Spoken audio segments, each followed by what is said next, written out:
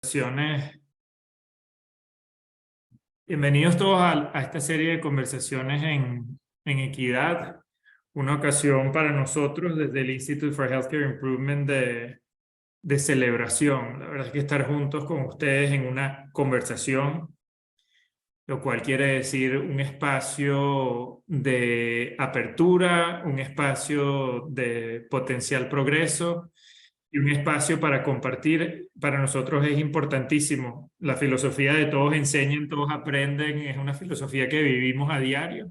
Y en el contexto de equidad, en la región del mundo con mayores inequidades, creo que esto de conversación se convierte en algo incluso más importante. Hoy, pues simplemente darles la bienvenida con agradecimiento al equipo que está haciendo esto posible, Sandra, Nata, Jafet en especial, y por supuesto nuestros invitados de siempre, que son maravillosos en el día de hoy, Kelly y Santi. Ya los introduciremos con un poco más de detalle.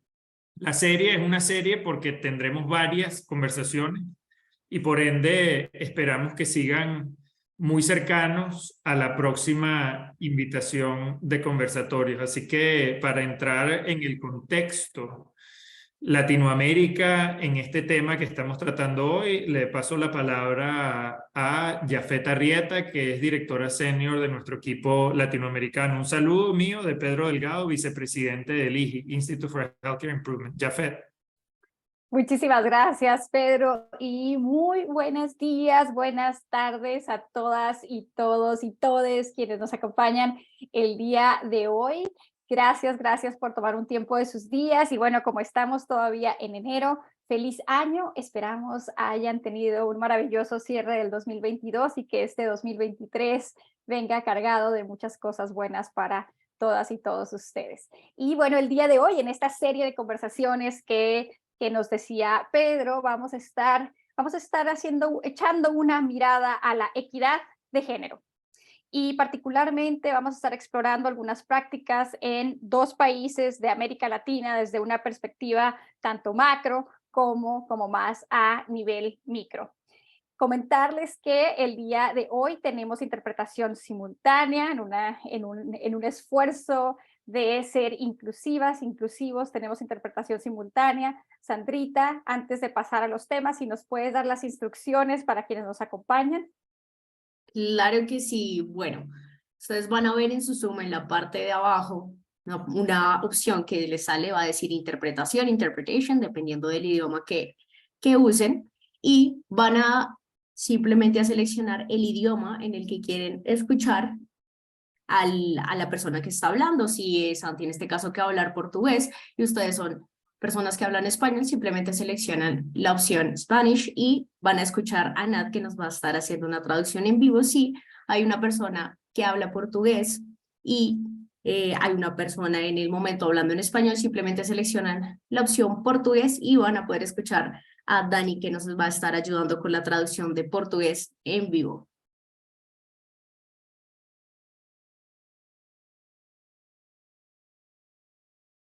Y esas serían las instrucciones de interpretación. Si están conectados desde el celular, también pueden ver esta opción en la parte inferior donde dice más. Le dan clic ahí y van a poder ver una opción que dice interpretación de idiomas y van a seleccionar el audio de su preferencia. Bueno, como siempre les presentamos el equipo de equidad. Jafet está con nosotros, Pedro, Daniel Pérez, Natalie Torres y Sandra. El día de hoy van a moderar Pedro Delgado y Jafet Arrieta.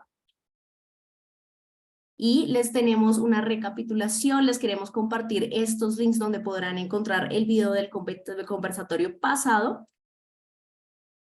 Solamente tienen que escanearlo en sus celulares, lo pueden dejar en una paginita abierta para que lo puedan chequear después, si así lo desean. Y comenzamos con la misión, la visión y valores. Gracias, Sandrita. Y bueno, bienvenidas, bienvenidos, bienvenides de nuevo a este segundo conversatorio. Y nada más recordarles que la equidad está al centro de lo que hacemos en el Institute for Healthcare Improvement, en el IHI, en el Instituto para el Mejoramiento de la Salud, porque realmente nosotros tenemos esa misión de mejorar la salud y los servicios de salud en el mundo entero para todas las personas, no solo para aquellas con posibilidad de pago, no solo para aquellas que tienen privilegios que les pudieran dar acceso a mejores servicios de salud. Y entonces en ese espíritu y bajo los valores de amor, de coraje y de confianza, tenemos este espacio con ustedes para ver cómo nosotros como comunidad podemos trabajar de forma práctica y poniendo la ciencia de la mejora en acción en el servicio de la equidad, realmente para reducir esas brechas que tenemos en toda la región de América Latina y que podamos mejorar los resultados de salud para todas las personas.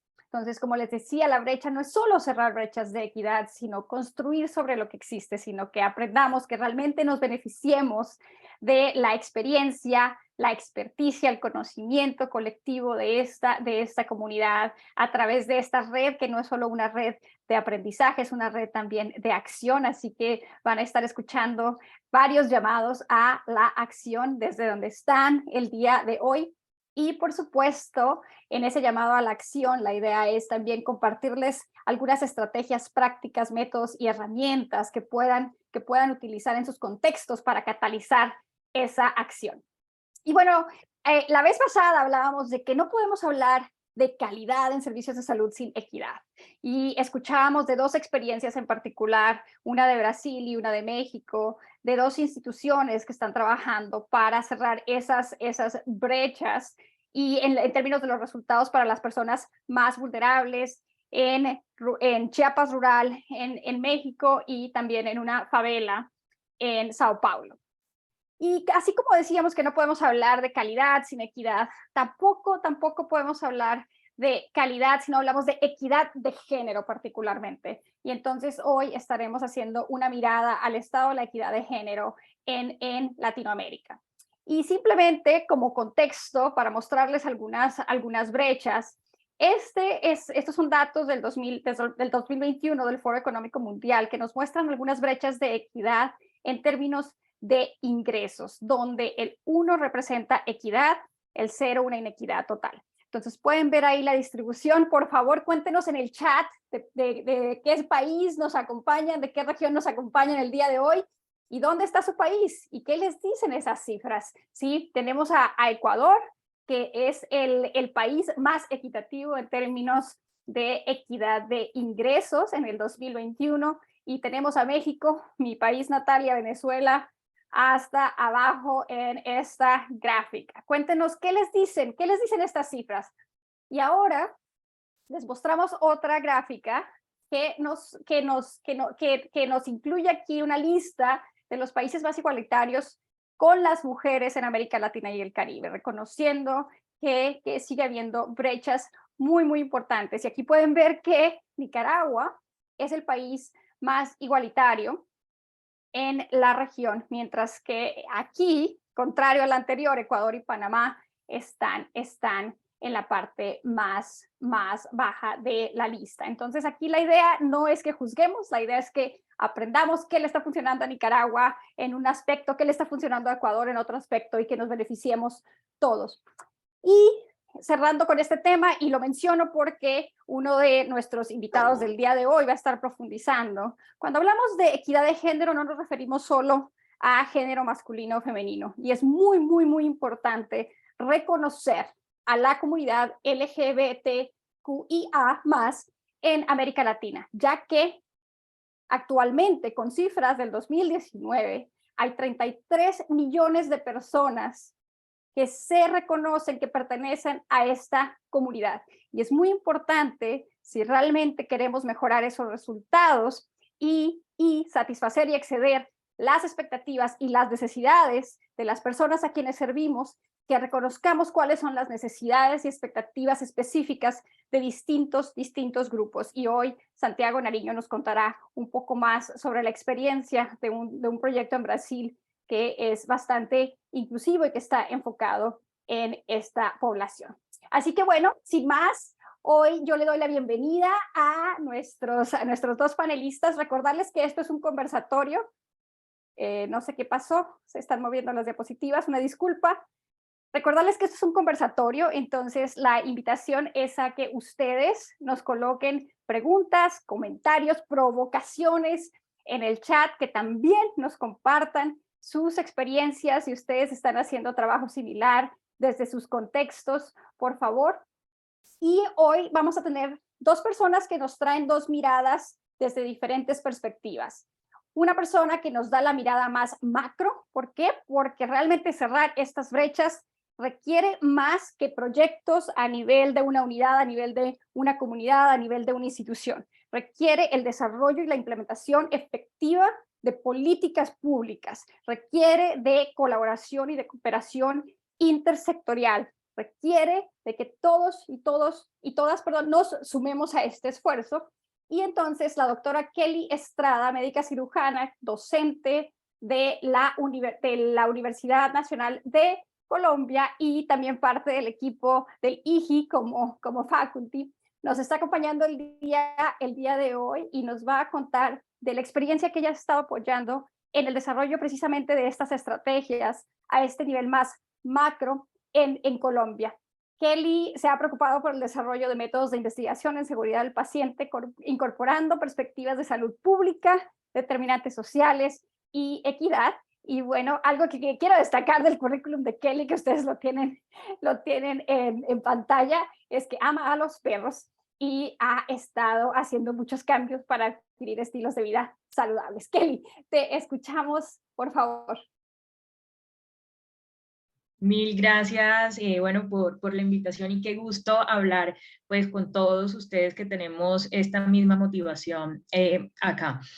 Efectivamente, bueno, la intención es compartirle cómo hemos nosotros logrado incorporar algunos de estos elementos de mejora de la calidad, específicamente de mejoramiento continuo de la calidad en la generación de planes de implementación de política pública para el Distrito de Bogotá. Este es un proyecto que terminamos el año pasado a finales de año y que tenía como objetivo esencial generar esas estrategias que nos permitieran accionar la política de, digamos, de atención integral en salud sexual y reproductiva en el Distrito de Bogotá. Entonces eso es un tema, empezando por allí, que pues nos dio todas las oportunidades para justamente entrar de manera contundente en el reconocimiento de esas diferencias en toda la población que necesita y que requiere que sus particularidades y sus diferencias sean reconocidas. Este proyecto tuvo una característica fundamental y es que quisimos que desde el primer momento todas las personas que iban a ser, digamos, actores de este proceso de atención integral, no solamente quienes reciben atención, sino también quienes hacen parte del proceso atencional como quienes entregan cuidado, llámese prestadores, llámese instituciones, digamos, aseguradoras. Hicimos una convocatoria amplia a las sociedades científicas, enfermería y otras sociedades encargadas del cuidado e involucramos, por supuesto, a la Secretaría Distrital de Salud, que fue abanderada o quien, digamos, responsable a la cabeza de este proyecto, y otras agencias de nivel académico en el país que trabajan también en algunas unidades de equidad. Y la idea era que digamos, el desafío más grande que teníamos era convertir en planes y en acciones contundentes, específicas, lo que teníamos en Colombia desde hace muchos años como política de, digamos, de atención integral en salud sexual y reproductiva. Y se hablaba mucho de eso, se decía que habíamos avanzado, que teníamos una política que estaba muy bien escrita, pero que no habían acciones ni se reconocían realmente las brechas que estábamos teniendo en ese sentido. Quisimos entonces, a partir de todas estas voces de los actores, digamos que consideramos relevantes, con un mapeo como les comentábamos, escuchar qué era lo que ellos realmente consideraban como necesidades. Y ese fue nuestro punto de partida. Tuvimos un diagnóstico desde todas estas perspectivas, desde la perspectiva macro, desde quien hace gestión del riesgo, desde la Secretaría Distrital de Salud, desde quienes tienen que brindar atención en las instituciones, y por supuesto abrimos un espacio para que las sociedades y también representantes de pacientes y representantes de comunidades, en el caso de las comunidades LGBTI, pudieran participar y tuvieran voz en la generación de esta estrategia. Entonces eso fue uno de los puntos, digamos, fundamentales, esto de que mencionaba Jafet, de la intersectorialidad, de marcar, digamos, cuáles eran los roles de cada uno y entender que se requiere de una participación de manera completa de todos quienes hacen parte de esto, no solamente en la comprensión del problema, sino también en la propuesta de soluciones, como vamos a ver más adelante de manera resumida. Pero lo que quisimos es que ellos se sintieran parte de esta construcción. Y de esa manera también pudiésemos garantizar la implementación en todos los niveles de esta estrategia que construimos con este sentido. Entonces, identificamos, como les dije, todos los que tenemos alguna responsabilidad y que sabemos también y que conocemos en el contexto de la prestación de salud en el sistema colombiano cuáles son, digamos, esas actividades en las que nosotros podemos ser responsables. El enfoque general fue un enfoque diferencial en el que hicimos también un reconocimiento de todas las poblaciones o sus grupos de poblaciones en el que consideramos podían afectarse las fallas dentro del sistema de atención integral en salud sexual y reproductiva de manera distinta a la población o en el gran saco que llamamos población general. Y en ese ejercicio encontramos, por supuesto, que había poblaciones con mayor grado de vulnerabilidad, entre ellos digamos, costumbre que tenemos de pensar que, por ejemplo, la atención integral solamente se resume en métodos de anticoncepción y que es una responsabilidad exclusiva de la mujer. Y empezamos a darnos cuenta de que hay muchísimos aspectos culturales que no estaban siendo ni siquiera apropiadamente, digamos, entendidos por quienes nos dedicamos a esta labor. Entonces hicimos un mapa general, identificamos todas estas poblaciones vulnerables y como ustedes pueden ver allí, no solamente están desde el enfoque diferencial, desde el género, sino también otras poblaciones, por supuesto, que son vulnerables en el tema de atención y de reconocimiento de sus derechos sexuales y reproductivos. ¿Cómo lo hicimos? Nosotros utilizamos la metodología que hemos aprendido muchos de nosotros desde el IHI, desde el Institute for Healthcare Improvement. La idea fue hacer un análisis de causa raíz de cada uno de estos actores, escuchar, como les dije, darle voz a ellos y entender cómo veían ellos el problema desde todas estas perspectivas. A partir de eso y con el reconocimiento y análisis de estos resultados, planteamos una meta conjunta siguiendo también la metodología del del Institute for Healthcare Improvement, y comenzamos a hacer una deconstrucción del proceso como los teníamos en estos momentos y una propuesta de un proceso ideal. Finalmente tuvimos varias reuniones con todos estos actores para que pudiésemos escuchar desde su perspectiva las ideas que ellos consideraban que eran factibles, ideas de mejora, para que pudiésemos poner en práctica en el contexto con las particularidades del contexto colombiano. Y aquí utilizamos otras herramientas que fue, digamos, desde la evidencia y con una búsqueda amplia de la literatura de lo que habían sido experiencias exitosas en otros contextos para que pudiésemos traerlas al contexto colombiano.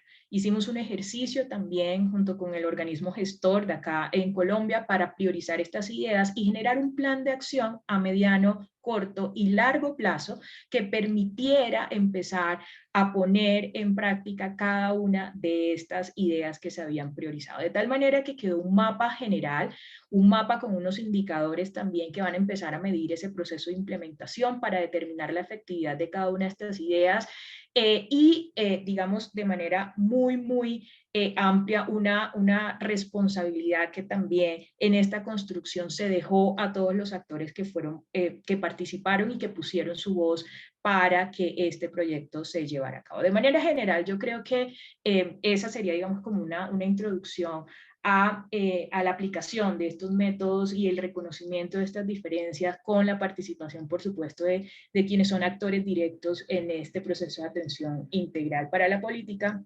de salud sexual y reproductiva en Colombia. Kelly, muchísimas gracias y qué importante la combinación de tres cosas: identificación de la necesidad de traducir una intención en acción, la traducción de esa acción a una política concreta y el compromiso a través de esa política hacia actuar para aprender. Así que fantástico lo que están haciendo en Bogotá específicamente y bueno, con eso aprovecho para invitar a las personas que están en la llamada a hacer preguntas, las preguntas que tengan a través del chat, por favor, y a hacer la introducción de nuestro segundo participante o conversador en este conversatorio, una persona muy cercana y muy querida al equipo de LIGI, Santiago Nariño. Santi, como le decimos cariñosamente, es especialista en diversidad, equidad e inclusión del Hospital Israelita Albert Einstein en Sao Paulo, Brasil. Santi tiene un magíster en resiliencia y políticas públicas de la Universidad del Noreste y es licenciado en Relaciones Internacionales y Economía de la Universidad del Noreste en Boston. Él trabajó con el IGI y además, pues en su trayectoria profesional tiene experiencia como coach de mejora continua, equidad y alegría y resiliencia en el trabajo para salud y es un organizador comunitario. Santi tiene un enfoque hacia el trabajo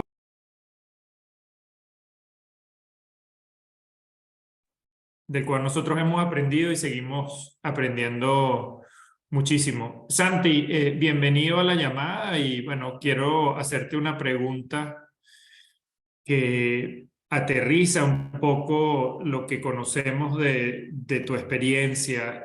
Sabemos que si bien las políticas son importantes para que desde la gobernanza se garantice la equidad de género, no son suficientes y es necesario desarrollar e implementar estrategias para cerrar brechas de equidad a nivel de las instituciones. Cuéntanos un poco sobre la experiencia del Hospital Israelita Albert Einstein con el desarrollo e implementación de estas estrategias, tanto a través tuyo como a través de tu maravilloso equipo. Santi. Muitas gracias, Pedro. Muito obrigado. Eu vou falar em português aqui hoje para dar uma variada nessa parte da apresentação. Meu nome é Santiago Narino, ou Santi, como o Pedro bem colocou. Eu sou um homem branco com camisa rosa e tenho cabelos castanhos e óculos. A gente faz a nossa autodescrição para os nossos irmãos que não têm habilidade de ver a tela, as pessoas com deficiência. Então, isso faz parte de alguma das práticas que a gente faz aqui no Einstein. Obrigado pela pergunta, Pedro. Acho que as nossas estratégias de como a gente faz o nosso trabalho em termos de implementação de políticas é muito baseado um pouco com o que a Kelly comentou. A Kelly nos ajudou a entender esse processo de codesenho. A gente fala sobre o processo de codesenho como uma parte integral de fazer esse trabalho com as pessoas e não para. E isso acho que é a mensagem fundamental que a gente precisa colocar aqui. A gente nunca faz esse trabalho para as comunidades vulneráveis para ninguém. Aqui a gente não está dando... centro. Acá no estamos dándole voz a alguien, estamos creando espacios para que las personas hagan el trabajo, que estas personas puedan hacer este trabajo en conjunto.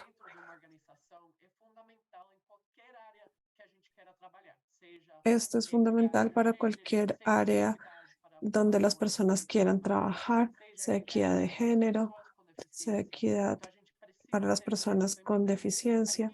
Y esto es crucial. Voy a contar una historia muy chévere.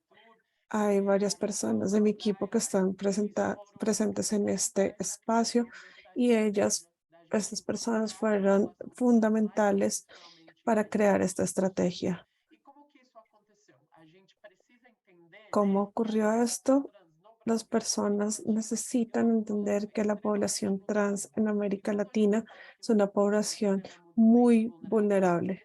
Os dados de mulheres trans que conseguem terminar o ensino médio, mulheres trans que entram com carteira assinada dentro do espaço de trabalho, que tipo de profissões as mulheres trans e as pessoas trans conseguem assegurar no contexto do Brasil. Então, esse contexto nos ajuda a identificar que tem uma necessidade enorme para a população trans. E as organizações, como Einstein, precisam se posicionar para a gente conseguir criar políticas específicas para as populações.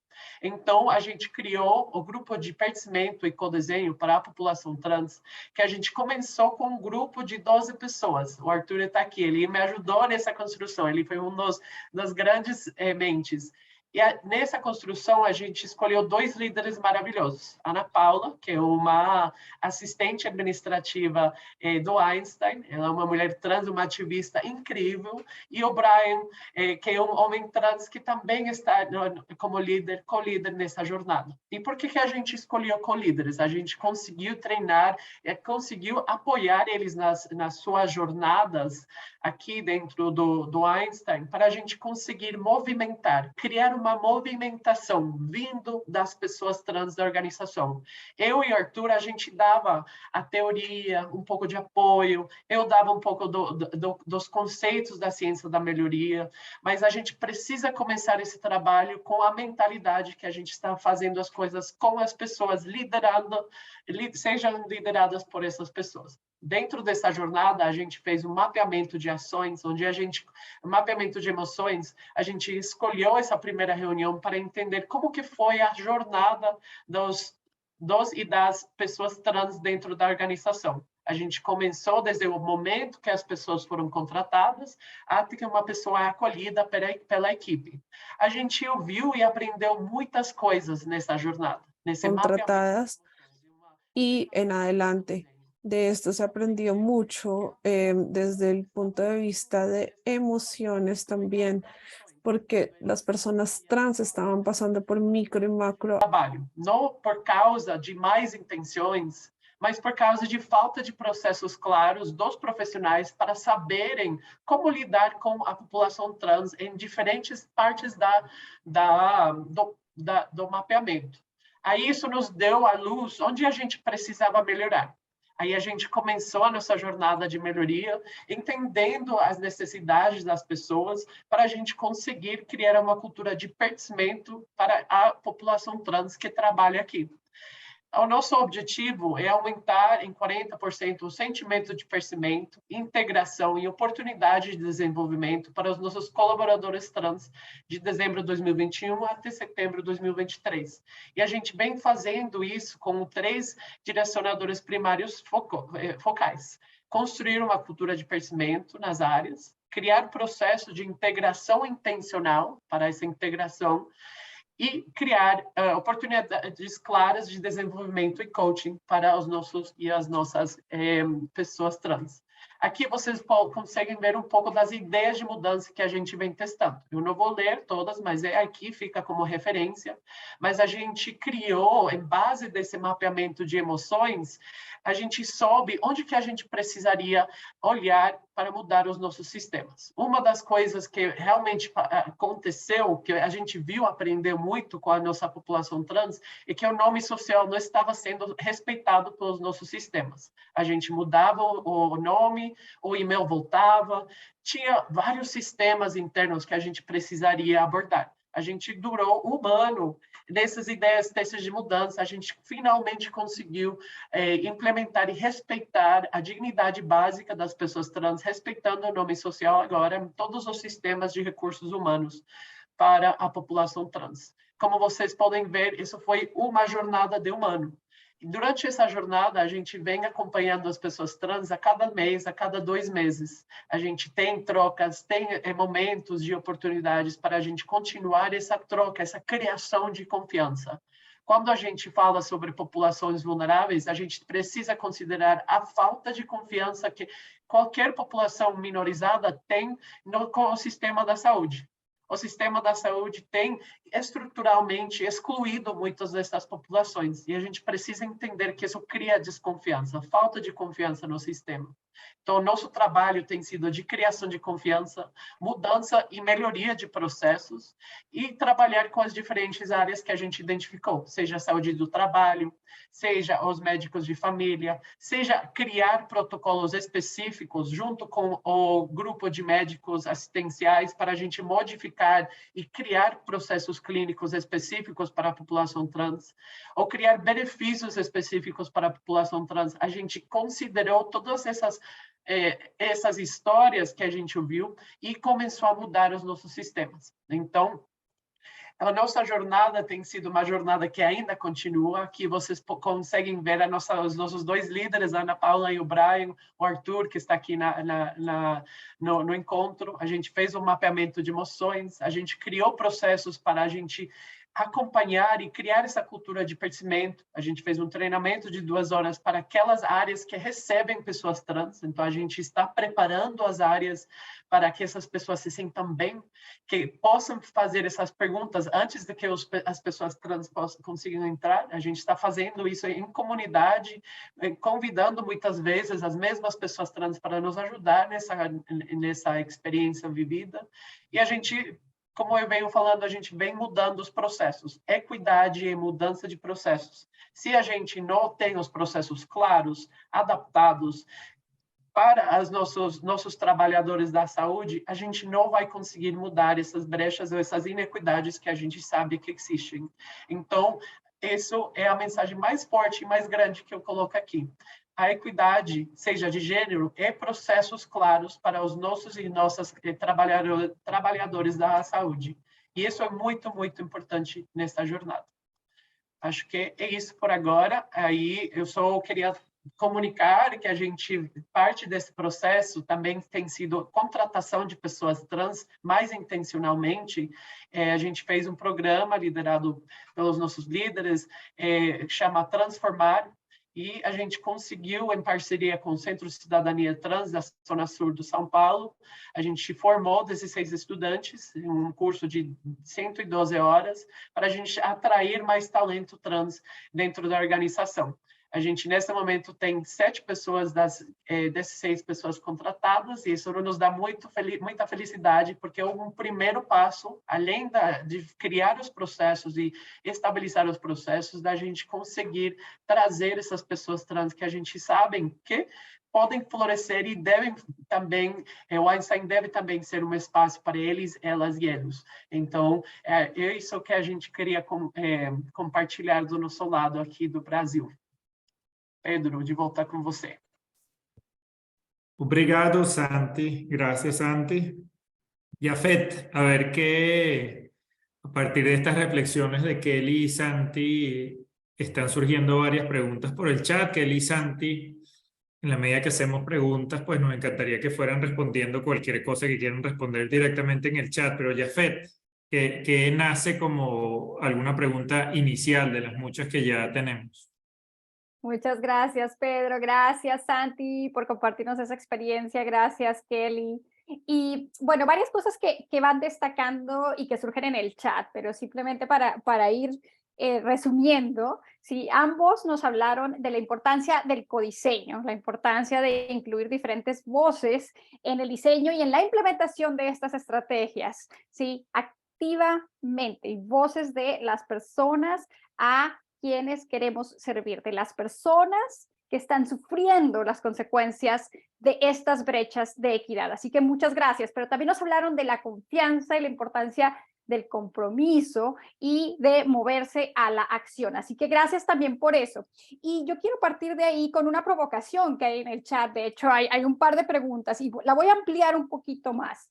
Pero nos dice Diana, nos habla de, nos hace una pregunta, ¿no? De por qué ¿por qué? Déjenme ver acá. ¿Cómo llegar a una equidad de género si ni siquiera con los géneros femenino y masculino hay equidad? Entonces, esta pregunta me encantaría hacérselas a ambos. Y en particular, Diana nos dice, ¿por qué a las personas trans hay que darles una clasificación como tal? En muchas ocasiones ni siquiera uno se da cuenta, en algún momento tuvieron un género diferente. Y la pregunta de Diana está específica a las personas trans. Sin embargo, Kelly, tú destacabas la importancia del enfoque diferenciado, que creo que hacía alusión a esto, a la necesidad de tener esas clasificaciones y de poder entender esas particularidades de distintas poblaciones. Entonces, ¿por qué la necesidad de tener un enfoque diferenciado que nos permita entender cuáles son esas necesidades, esas expectativas más específicas y que también nos permita diseñar programas, estrategias e implementarlos, por supuesto, que vayan dirigidos a atender a esas necesidades y expectativas específicas? Si quieres, empezamos contigo, Kelly, y luego vamos con Santi, ampliando un poquito la pregunta. Por favor, antes de que vaya Kelly, cuéntenos en el chat, sigan sumando sus preguntas, las vamos a estar tomando, y también pedirles, por favor, que nos comparta cuál es su rol, qué sombrero usan en sus instituciones, porque viene una pregunta y una invitación para todas y todos ustedes. Kelly, te escuchamos.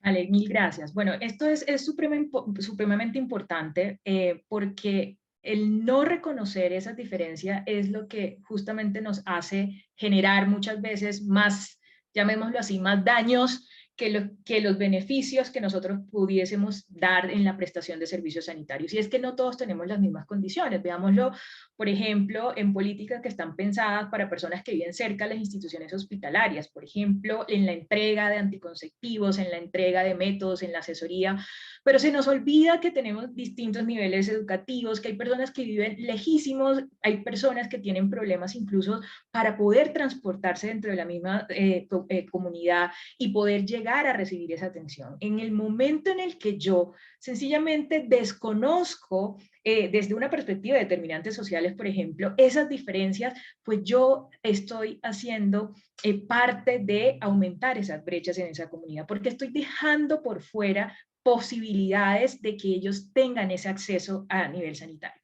Eso desde un punto de vista de los determinantes de la salud. Pero por supuesto, desde el punto de vista biológico también es importante que yo reconozca esas diferencias, porque no puedo darle, pensémoslo en un punto clínico, pues el mismo tratamiento exactamente a todos sin considerar los niveles de riesgo que tiene la población. Entonces, desde una perspectiva clínica es supremamente importante reconocerlo, pero también cómo median esos determinantes para tener resultados distintos en población que incluso puede tener exactamente las mismas consideraciones. Y finalmente, desde un enfoque de derecho, porque si bien, tenemos unos derechos universales, sabemos que el desconocimiento de esos derechos que hemos venido ganando en los últimos años, en el reconocimiento de esas diferencias, hace que incluso nosotros que brindamos atención y cuidado, podamos estar vulnerando muchos de estos derechos simplemente por el desconocimiento de esas diferencias que están legalmente constituidas y que lo que buscan es favorecer, por supuesto, que se actúe frente a necesidades particulares. Todo esto lo que queremos decir, y parte de la otra pregunta es, existen diferencias y no se trata de hacerlas visibles con el fin de señalar más a la población, sino de que nos hagamos conscientes de que entregar una fórmula estándar de cuidado amplía esas diferencias, amplía esas inequidades y estamos olvidando asuntos esenciales en esos tres aspectos que mencioné que tienen estas poblaciones que tienen comportamientos diferentes y que tienen necesidades particulares. Entonces, reconocer esas diferencias nos aproxima a brindar un mejor cuidado, un cuidado, digamos, específico para cada una de ellas, y ese es el sentido y ese es el motivo de pronto hacer visibles esas diferencias. Muchísimas gracias, Kelly. De nuevo, les seguimos invitando a que coloquen sus comentarios y preguntas en el chat. Santi, la misma pregunta para ti, sumada a algunas preguntas específicas en el chat mientras respondes. ¿Cuál ha sido la perspectiva desde las políticas institucionales en el Hospital Israelita Albert Einstein y cuál ha sido la reacción del personal de salud a la implementación de algunas de estas estrategias, sumado a la pregunta original? Muchas gracias, Jafet. Voy a hablar acá en español para dejar la conversación un poco más fluida entre nosotros. En términos para responder esa pregunta, tenemos que volver a los conceptos de la diferencia entre igualdad y equidad. Cuando pensamos sobre la igualdad, es que, y eso lo vemos mucho con los equipos con quien trabajamos, todos nos dicen, acá tratamos todo el mundo igual. Y esa es una bonita idea si las estructuras hubieran creado las mismas oportunidades para todos y todas y todos nosotros.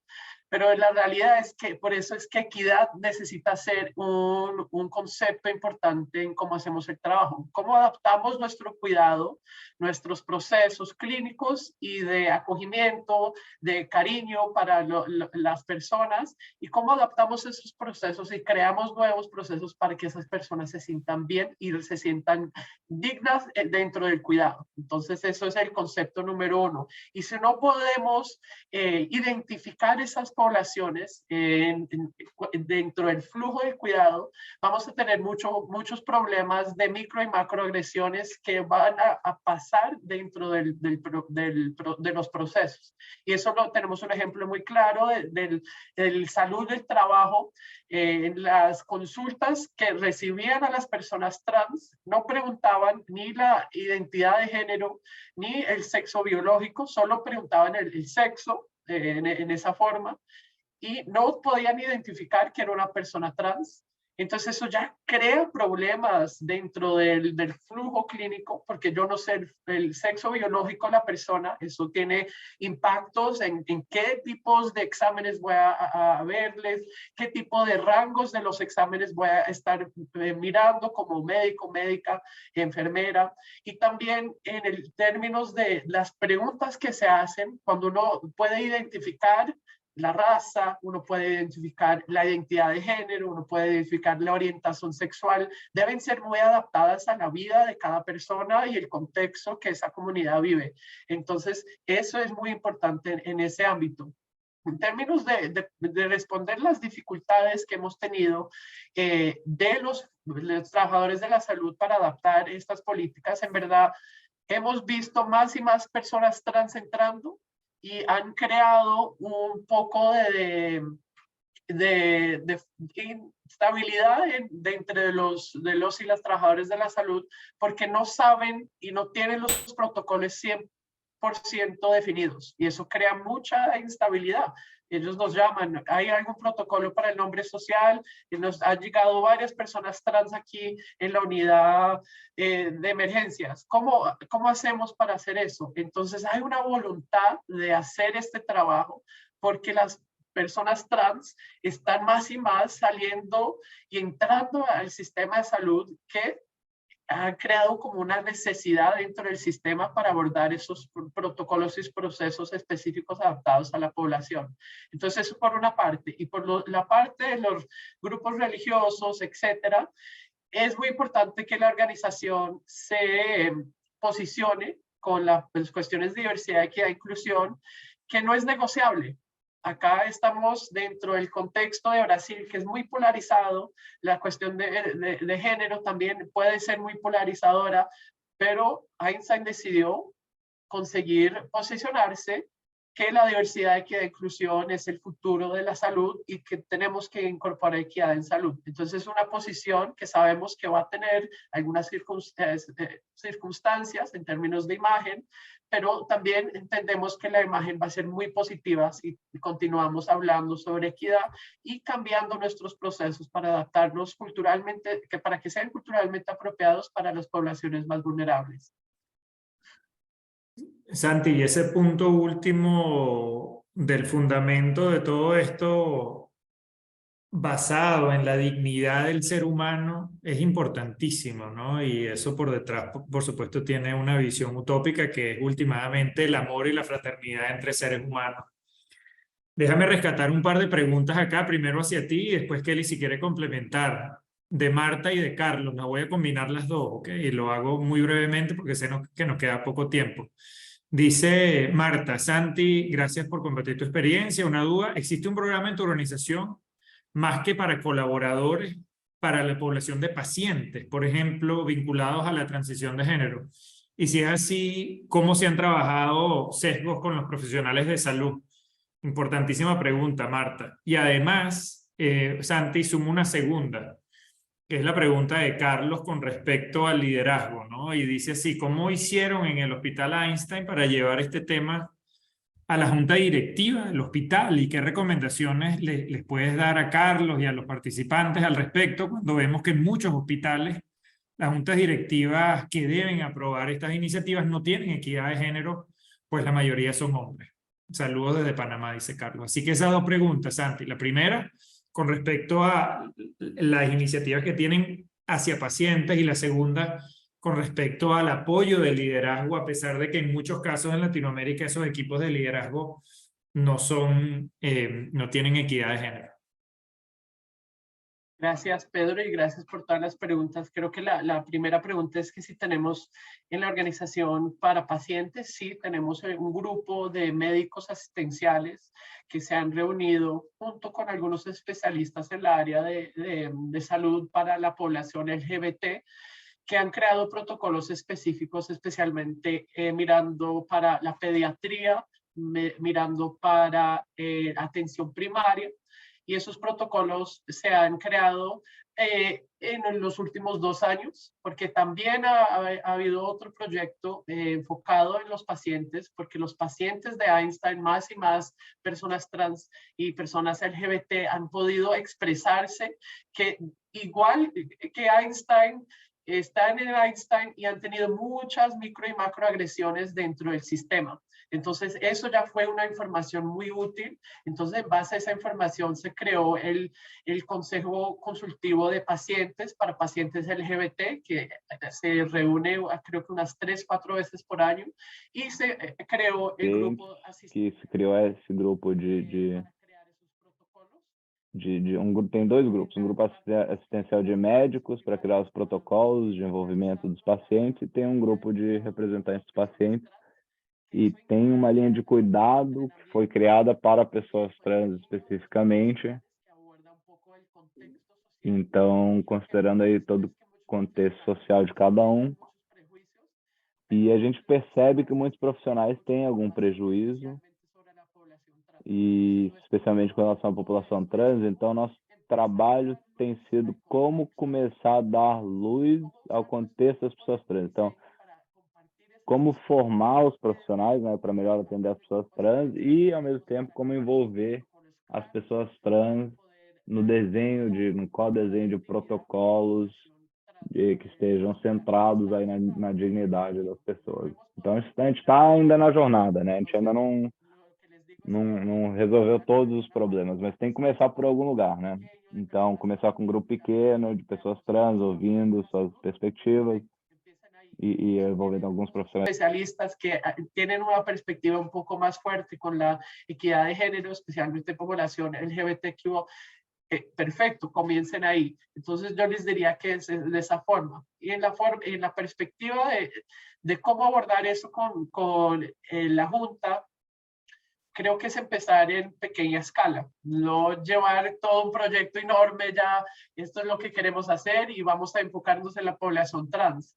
Es muy importante considerar las otras poblaciones, sea personas con discapacidad, sean la población indígena, sean las poblaciones pobres. Esa estrategia de hablar un poco más abiertamente sobre diversidad, equidad e inclusión les va a ayudar un poco a entrar con la temática en vez de siempre entrar con algo que tal vez sea un poco más controversial dentro de sus contextos, que es el caso de la población trans, que sabemos que en muchas sociedades dentro de América Latina todavía hay un tabú enorme con eso. Entonces les diría que trabajarlo de esa forma. En Einstein fue una construcción de 5 años. Mi jefe Priscila Zurita, que no pudo estar acá hoy, luchó, trató de traer esos ejemplos de por qué era importante, algunos datos, traer todos los datos de McKinsey sobre organizaciones que se enfocan en diversidad e inclusión, entonces traer esas voces que pesan bastante para esas juntas, para convencer que esto debería ser una prioridad. Entonces, eso es cómo abordaría eso en pocas palabras. Santi, antes de que Jafet nos ayude a tratar de llevar hacia un cierre con comentarios tanto de Kelly como tuyos, nos encantaría que tanto tú como Kelly, en los últimos minutos de la llamada, si tienen tiempo, vean el comentario de Mauricio, ¿no? Que hace una pregunta bien específica y puede que hayan enlaces interesantes. Él dice qué recursos recomiendan para aprender más sobre la equidad y el trato de pacientes pertenecientes a la comunidad LGBT+. Entonces, si tienen algún recurso útil, por favor, compártanlo, y esa invitación es para todos los participantes, que hay participantes en esta llamada que tal vez tienen recursos muy útiles. Jafet. Muchísimas gracias, Pedro, y gracias a todas y todos por tantos comentarios en el chat. Y quiero reconocer algunos y pedirles a Santi y a Kelly si podemos tratar de integrarlos en su última reflexión. Pero antes de hacerlo, les voy a invitar a que por favor en el chat nos coloquen, nos cuenten cuál es el rol que ustedes juegan en sus instituciones. ¿Entendían el rol o roles? Porque a veces podemos ponernos un sombrero y otro. Me encantaría que hagamos una cascada en el chat y nos cuenten, ¿sí? Vemos pacientes, somos clínicos, clínicas, somos gerentes, somos un poquito de todo, que a veces nos pasa. Cuéntenos en el chat. Y mientras ustedes hacen eso, reconociendo que esto es un proceso, tanto Kelly como Santi nos hablaban de ir avanzando paso a paso, ¿sí? De ir moviéndonos, de ir incluyendo en el codiseño, tal vez empezar por aquellas personas que están más abiertas a hacerlo, y reconociendo también las interseccionalidades. Dianita Rodríguez, un gusto verte aquí y gracias por levantar aspectos como el contexto social. Nos hablabas de cómo hacemos cuando no es solo la inequidad de género, sino también hay brechas importantes entre poblaciones rurales, urbanas, otras variables que ciertamente afectan los resultados. Pero además nos recordaste la importancia del contexto más general. Nos hablabas de cómo hacer esto cuando hay brechas en términos de ideologías, de religiones. Entonces, Kelly, Santi, por ahí va mi pregunta. Entonces, reconociendo que esto es un proceso, reconociendo que trabajamos en un contexto y en sistemas complejos, reconociendo que enfrentamos muchas otras prioridades y retos en el día a día, ¿cuál sería su consejo, invitación, reto, provocación para las personas que nos acompañan el día de hoy? Ingenieros, médicos, jefes de área, directores de calidad, subgerentes, dentistas, especialistas, para que hoy se lleven un compromiso sobre lo que pueden hacer tanto a nivel individual como a nivel institucional y, ¿por qué no?, a nivel de sistemas, ¿sí?, para cerrar brechas de equidad de género en América Latina. Santi, vamos contigo y cerramos con Kelly. Gracias, Jafet. Lo que les diría acá es que este proceso, como les dije al inicio, cuando empecé a hablar, es un proceso que tenemos que considerar este trabajo para hacer este trabajo con las personas. Cuando tenemos esa intencionalidad, sea para crear políticas públicas, sea para crear líneas de cuidado específicas para la población trans, la población negra, la población indígena, las mujeres, tenemos que hacer este trabajo con las personas. Y si no escuchamos y no centramos las voces de las personas en ese diseño, no van a servir. Eso es muy claro y lo hemos visto muchas veces en muchos contextos.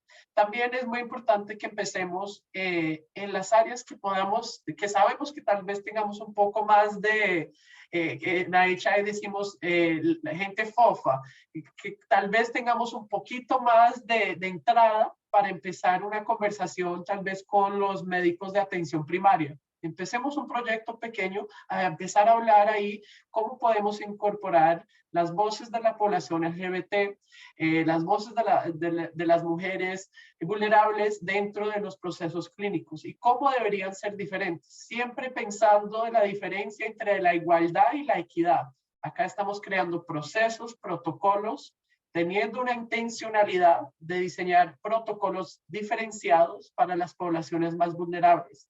Y entonces es eso, cómo podemos escuchar a la gente y de ahí empezar unas conversaciones que nos ayuden a entender el contexto de esas personas que tenemos ese enfoque y desde ahí cómo podemos diseñar protocolos y procesos que nos ayude a crear la equidad de verdad y no solo tener intenciones en nuestros procesos. Entonces, Jafet, creo que les diría eso.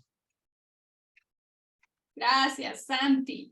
Y en lo que vamos con Kelly, y porque nos quedan 4 minutos, ustedes van a anticipar nuestro reto de salida, invitación, y va a ser a que nos compartan conforme escuchan un compromiso que se lleven hoy, ustedes, un compromiso que se lleven hoy para avanzar desde sus esferas, desde lo posible, puede ser desde tener una conversación para ir cerrando brechas de equidad. Compártanos en el chat, hagamos una cascada en lo que escuchamos a Kelly y se vale, aquí sí que se vale copiar las ideas que nos diga Kelly también, al igual que las que nos compartió Santi. Kelly.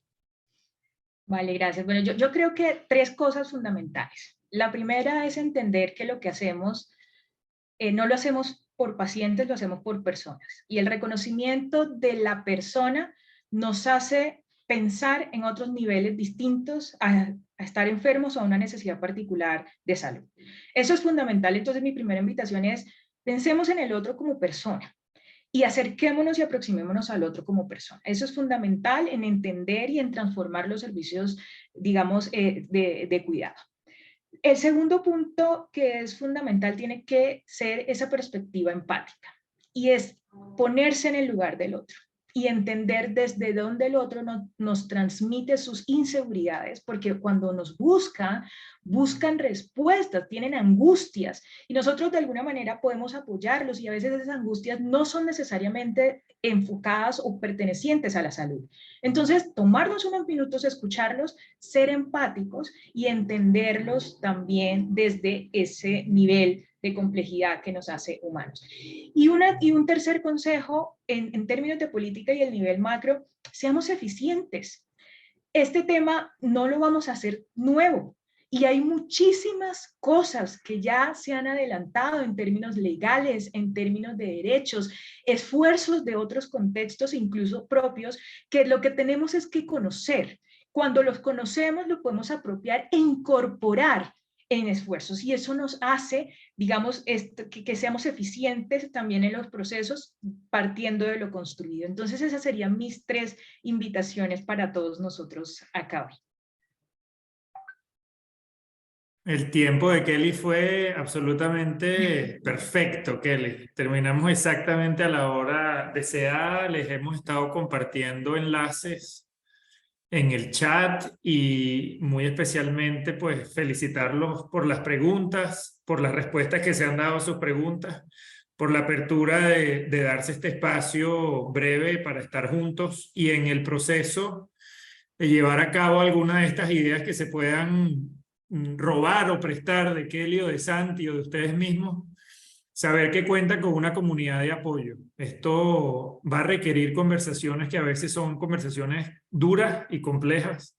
Y aquí tienen una comunidad de amor, de ciencia y de energía que está dispuesta a ayudarlos, porque sabemos de su compromiso. Así que, Jafet, última palabra para cerrarnos. No, un agradecimiento enorme, sigan compartiendo sus compromisos, dado la aceptación, pienso que vamos a dar seguimiento, todos los temas son centrados con equidad de estos conversatorios, les invitamos de una al siguiente conversatorio y Sandrita, ¿por qué no nos compartes el enlace a la encuesta de satisfacción y vamos cerrando? Perfecto, ya. Bueno, primero, y antes de compartirles la encuesta de satisfacción, les queremos compartir los correos de Santiago y Kelly, nuestros ponentes, en caso de que tengan alguna duda o quieran tener algún tipo de acercamiento con ellos dos. Y como siempre, su retroalimentación es muy importante para nosotros, por eso los dejamos con esta encuesta de satisfacción. pueden escanearla con el QR en sus celulares y los esperamos en un próximo conversatorio. Muchísimas gracias y que tengan una muy buena tarde. Gracias, Sandrita. Y les dejamos con la última invitación. Recuerden que si no somos nosotros, ¿quién? Y si no es ahora, ¿cuándo? Así que ojalá y esos compromisos los empiecen a traducir en acción hoy mismo. Gracias y nos vemos en un mes. Un fuerte abrazo para todas y todos. Gracias, Jafet. Un gusto escucharte. Gracias, Pedro. Gracias. Igualmente, Dianita. Un abrazote. Besotes. Gracias. Muy linda toda la sesión. Gracias, Santiago y Kelly. Gracias. Muy amable. Gracias, Dianita.